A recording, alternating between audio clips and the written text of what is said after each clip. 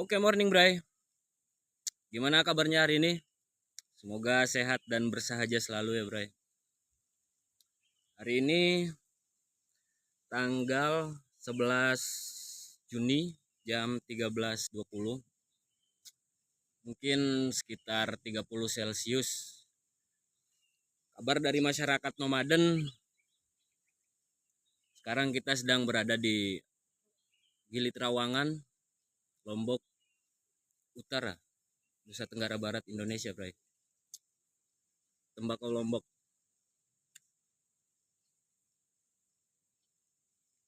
Kopi Lombok.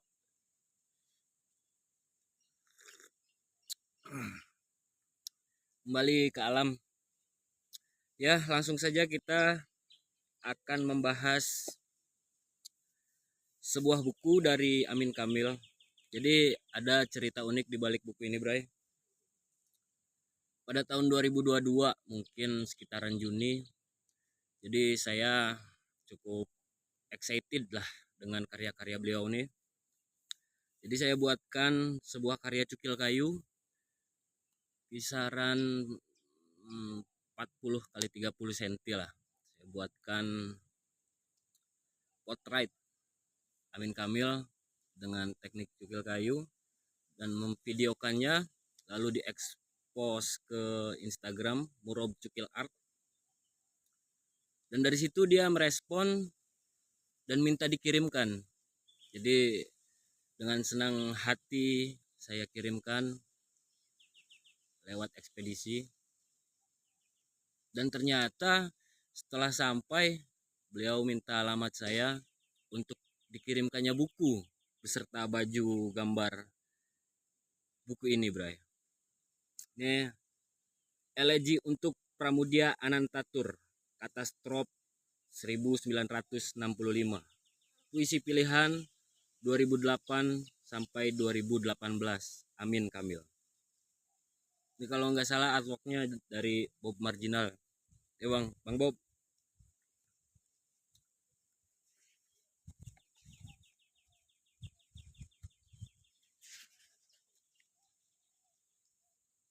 Ini diterbitkan di Jakarta. Tubuhmu memiliki ribuan daun telinga untuk membaca jutaan miliar tanda-tanda. Asik. Kita baca dari awal, Bray.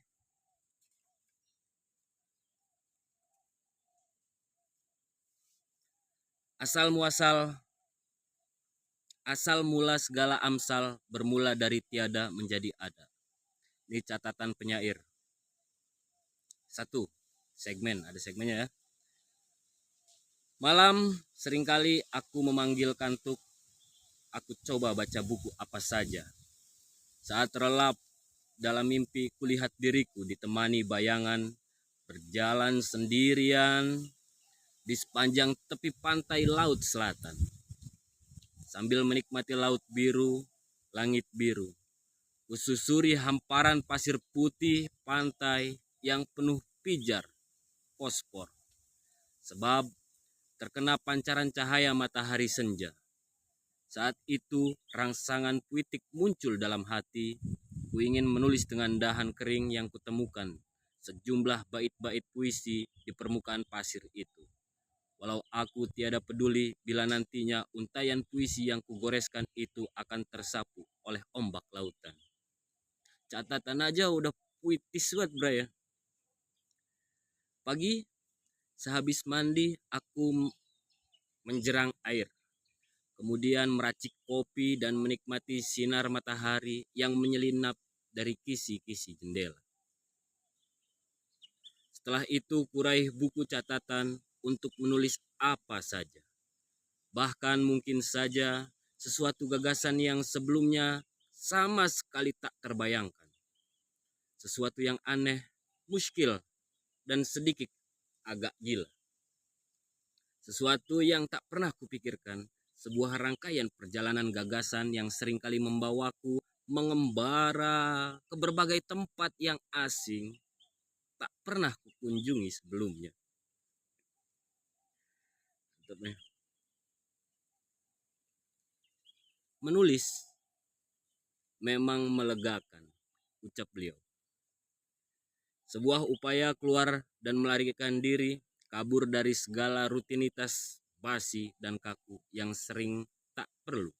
Aku rasa bila aktivitas menulis tak segera dikerjakan, bukan hanya persendian dan sekujur urat tubuh kaku dan pikiran beku, namun juga imajinasiku jadi tumpul dan macet bagai onderdil mesin kurang dirawat ataupun diolesi minyak berkarat.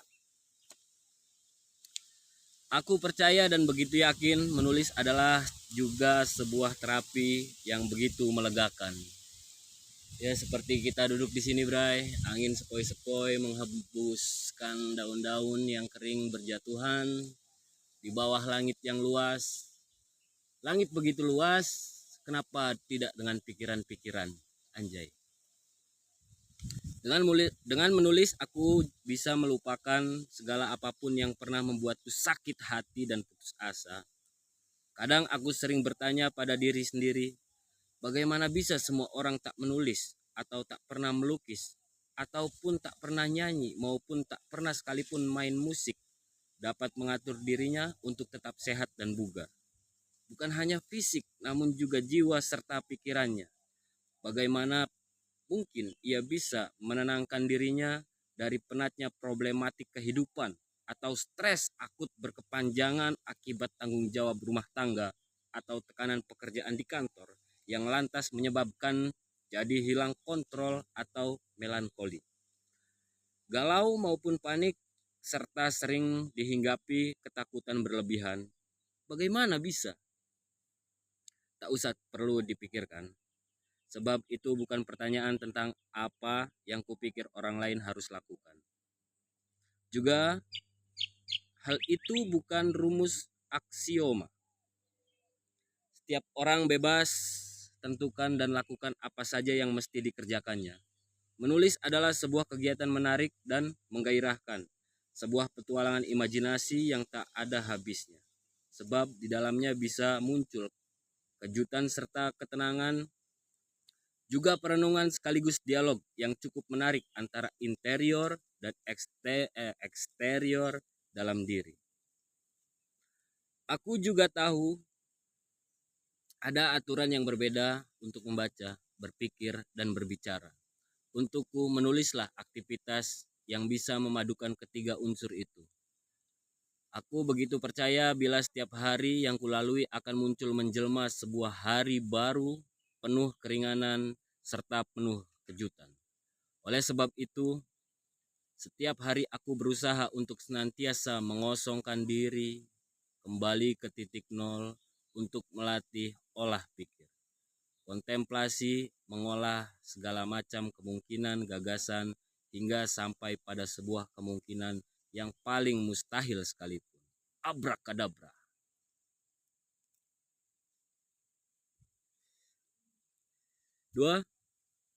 Segmen 2. Sobat, aku meyakini bahwa siapapun yang mengabaikan seni saat ia muda akan kehilangan masa lalu. Ya, juga sudah pasti ia telah mati untuk masa depan. Apa sebabnya? Sebab dengan seni, jiwanya akan senantiasa muda. Pikirannya akan tumbuh berkembang, serta jadi segar dan bernas. Ia pasti akan belajar banyak tentang sesuatu hal lain yang tak akan ia temukan dalam realitas kehidupan. Betul. Bisa jadi lewat aktivitas mengolah cita rasa artistiknya, ia diajak untuk tamasya mengembara ke sebuah tempat yang jauh, lalu singgah di setiap pemberhentian dari setiap alinea secara bertahap.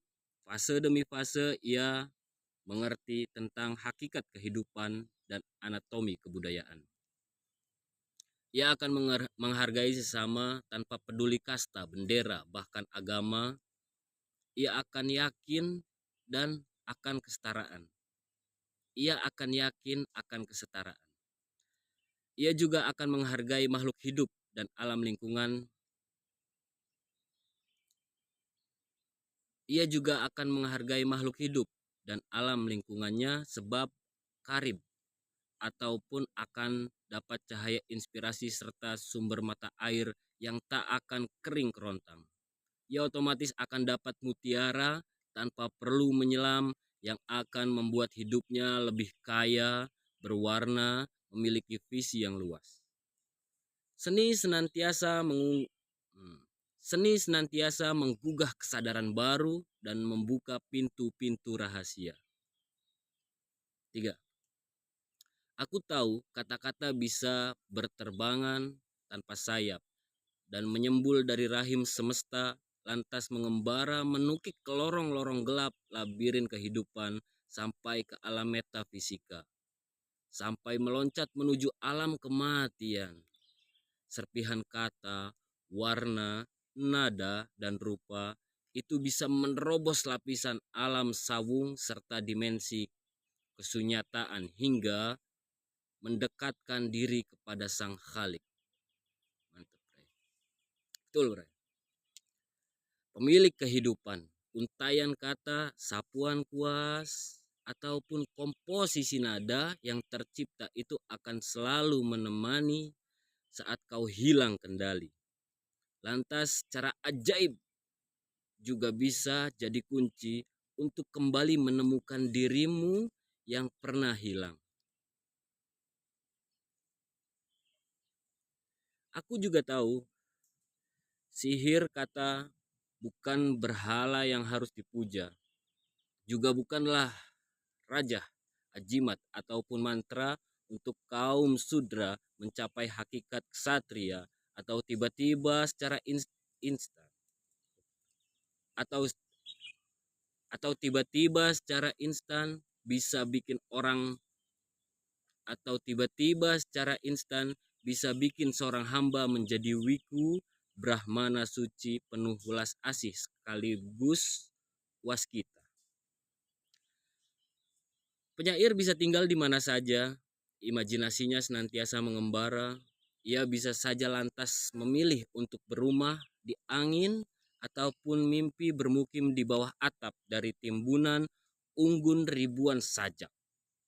Atau bisa saja ia terus-menerus mengembara tak berkesudahan untuk mencari ujung dunia sambil mengaji tak henti-henti sampai dijemput mati.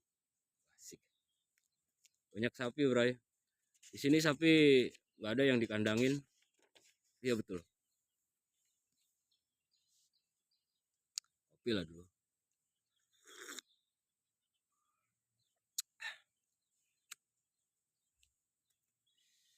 Litur.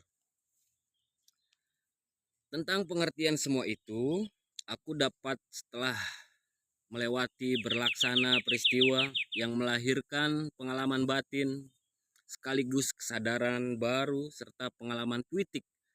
Aku sering mencoba mengulang-ulang kembali ingatanku pada sejumlah memori yang muncul, lalu merenungkannya, mencatat esensi dari sejumlah perbincangan hangat dengan berbagai penyair serta praktisi seni ataupun disiplin lainnya yang sering melahirkan kesadaran baru. Selain itu, yang memberikan kontribusi yang cukup besar dalam proses penciptaan karya puisi dan bentuk karya yang lain adalah laku ziarah, baik yang nyata maupun imajiner, serta kebiasaanku melakukan perjalanan dari kota ke kota di seantero bumi dunia.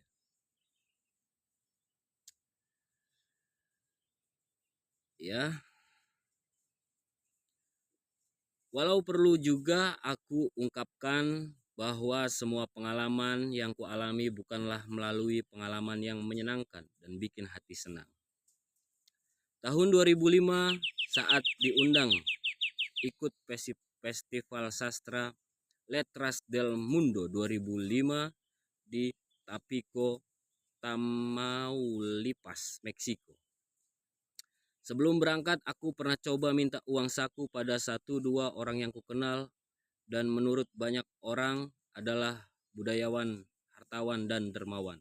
Namun bukan donasi uang saku yang aku dapat, malah cemooh yang menyakitkan disertai sergapan tanya. Aneh, Loh, kok bisa kamu yang diundang? Aku sedikit terhenyak menatap matanya dan tak percaya apa yang dikatakannya. Mungkin saat aku belum memproklamirkan diri dan bertasbih menjadi penyair, dan karya puisiku hanya aku presentasikan di kantong-kantong budaya, walaupun budayawan itu tak tahu lewat performance art Laut Lesung, karya kolaborasiku dan seorang penyair Jerman, Bridge Olisinski, yang juga melibatkan beberapa penari serta aktor dari Republik Performing Arts, telah tampil di Berlin International Putri serta yang juga melibatkan beberapa penari serta aktor dari Republik Performing Arts, telah tampil di Berlin International Putri Festival 2003. Seingatku saat itu, Dorothea Rosa Herliani juga tampil, serta Putri on the Road 2004 di Bremen. Saat itu bersama Jamal de Rahman. Kemudian di tahun berikutnya tampil pada Festival Sastra Letras del Mundo 2005. Pertunjukan karya seni rupa itu juga diundang untuk pentas di kota Hamburg dan Köln. Saat itu aku pun juga diminta memberikan workshop teater dan body language di Universitas Hamburg, Pasa atau dan Leipzig. 4. Sungguh sejak awal menjalani laku kesenian, tiada sedikit pun aku ingin menjadi penyair. Itu sebabnya aku tak pernah sekalipun aku mengirim puisi ke redaksi budaya dan surat kabar, majalah atau apalagi bergabung dengan sekte-sekte sastra manapun. Perlu kau tahu, aku telah cukup bahagia jadi pekerja teater dan jadi aktor pinggiran atau acting 1-2 scene di layar perak atau kaca, ataupun menggambar entah di kertas atau kanvas maupun tembok-tembok kota. Alhamdulillah, antologi puisi pertamaku Tamsil Tubuh Terbelah terpilih masuk 10 besar 10 buku terbaik Katulistiwa Literary Award 2007. Mulailah sejak itu satu persatu para penyair salon atau sastrawan sekolahan atau karbitan mulai melirik serta mengakui eksistensiku sebagai penyair. Sebelumnya mereka menganggap aku hanyalah binatang jalang. Sebelumnya mereka menganggap aku hanyalah binatang jalang dari sekumpulan yang terbuang dan Sebelumnya mereka menganggapku hanyalah binatang jalang dari kumpulan yang terbuang dan bermukim tanpa identitas apalagi alamat surat. Sobat, sebelum antologi puisi itu terbit, ada beberapa penyair coba menghalangiku dengan berbagai cara. Mereka bilang agar tak usah diterbitkan. Salah satu alasan karena bila terbit pasti akan rugi. Kenyataannya saat ini antologi itu juga sedang dalam persiapan untuk cetakan kedua. Melewati perjalanan waktu, aku makin mengerti bila puisi bukan sekedar kalimat yang disusun dengan kata yang sering berakhiran alfabet huruf sama agar punya irama syahdu, mendayu, dan terkesan merdu. Puisi adalah pikiran yang bernafas, kata-kata yang membakar jiwa. Puisi merupakan pikiran yang mengembara, untayan kata yang syarat dengan percikan permenungan. Sebab puisi menyimpan sejarah panjang tentang peta jiwa, emosi dan gairah penyair untuk mengolah intisari kehidupan. Sebagai penyair, aku bermukim di distrik puisi, kepulauan kata, republik bahasa, di mana kesunyian telah membunuh dendam dan sakit hati. Di mana kata adalah komposisi bunyi yang tak pernah mati, di mana diri sejati telah lebur menyatu. Dengan menjadi penyair, aku bisa lompat terbang mengembara tanpa stempel imigrasi, juga di mana sapi berlarian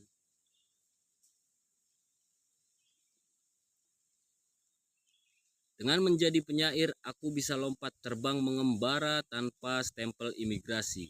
Juga di mana segala mimpi tak hanya sekedar fiksi, seperti apa yang dikatakan filsuf yang mengaku nabi.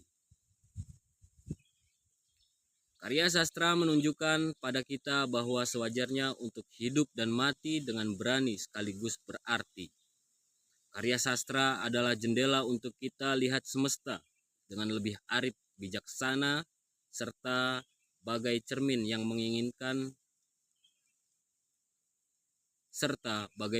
yang mengingatkan agar kita senantiasa introspeksi sekaligus membersihkan hati dan pikiran. Aku juga menyadari bila kecakapan menulis puisi bukanlah sebuah kebetulan atau hanya sekedar bakat alam, namun lebih merupakan panggilan jiwa. Kecakapan menulis puisi mesti disadari oleh niat tanpa pamrih. Usaha tulus untuk menentukan arah mencipta karya dengan cerdas dan mengeksekusi dengan cekatan. Seandainya puisi menjadi ibu bagi penciptaan komposisi orkestra, maka nada-nada adalah spektrum warna-warni yang saat diurasi akan jadi rangkaian gerak-gerak indah tarian semesta. Saat proses kreatif, muncul kesadaran yang mengacu pada hakikat jiwa, karakter, dan segala tafsir tentang kehidupan. Hal itu bisa diurai dengan menjahit harmonisasi aneka metafora untuk jelajahi kedalaman makna kata dan peristiwa hingga tercipta spektrum cahaya yang akan memberi asosiasi, juga impresi, hingga sampai pada ruh yang bermuara pada keindahan hakiki.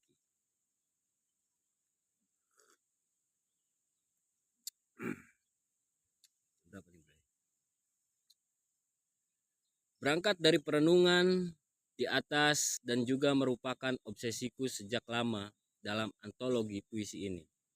Aku juga menyertakan CD album musik puisi, sebuah eksperimen bunyi berdasarkan interpretasi dari beberapa puisi yang ada dalam antologi ini, dan juga lebih suka menyebutnya musik puisi.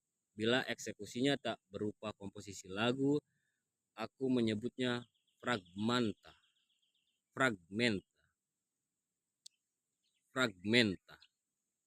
Because this is not only poetry book, this is progressive a book.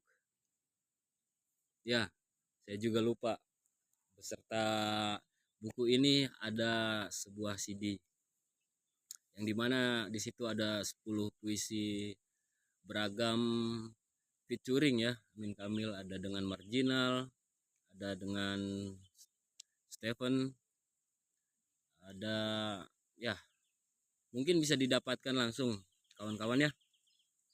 Album CD musik puisi ini melibatkan beberapa komposer serta sejumlah musisi untuk membuka ruang yang lebih luas dan juga tak terpaku pada genre satu bentuk yang kaku.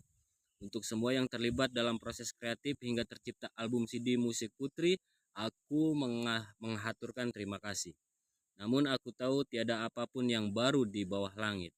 Aku yakin bila bisa buka sebuah pintu, tak mustahil ada pintu-pintu lain terbuka. Sebab untuk membuka rahasia pintu langit, sebaiknya juga memakai bahasa langit. Setiap nasib punya karyanya sendiri. Setiap karya punya nasibnya sendiri. Karena kita tahu bahwa setiap nasib punya karyanya sendiri. Setiap karya punya nasibnya sendiri. Karena kita tahu bahwa setiap waktu punya rahasia yang tersembunyi. Ucap terima kasih perlu aku sampaikan pada Abdullah Wong yang telah bersedia menjadi sahabat suluk dan menemani dalam kesabarannya hingga tercipta antologi puisi ini. Juga pada Bob Marginal yang di sela-sela kesibukannya di Blaut Art Store dan juga Taring Babi Record Studio menjadi teman diskusi yang menyenangkan dan memberi sentuhan grafis yang cukup indah untuk antologi ini. Akhirnya Ars long vita brevis. Akhirnya Ars long vita brevis. Salam dari Distrik Puisi Kepulauan Kata-Kata Republik Bahasa. Amin Kamil. Oke, itu sedikit pengantar catatan penyair. Di sini ada daftar isi dan judul-judul. Uniknya di setiap puisi beliau menyelipkan artwork lukisan dia,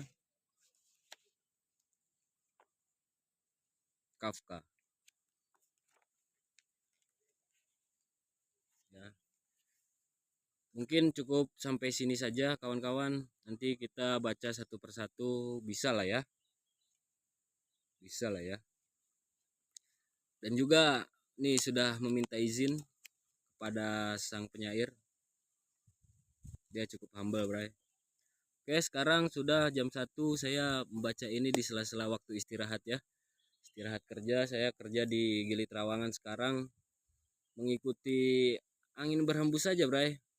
Karena setelah kemarin sudah cukup capek mungkin ya.